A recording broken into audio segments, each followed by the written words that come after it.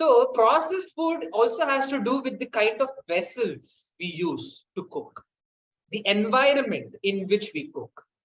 So this also has to do our own environment in the kitchen at our house, the vessels we use to cook our food. Back then, they used earthen pots. Today, what are the vessels we use to cook?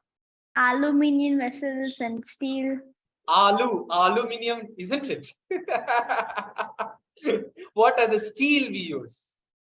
Non-stick pans. Non-stick Stainless pans. steel. Stainless steel. But non-stick pans are actually not that good. Mm.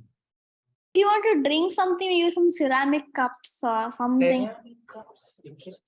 Mm. And different other materials that are not so good to drink Mm. anything. And the glass we also use. Glass. So we have so many things we know, but the alternatives to this is something we haven't spent time on.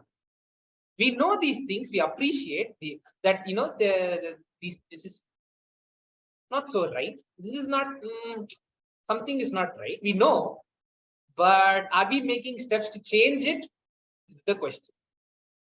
So the second takeaway you can take with you today or in this session about food is to be more observant about our approach to food, about our choices in our food, and start questioning the benefits and the likely harm that it can have.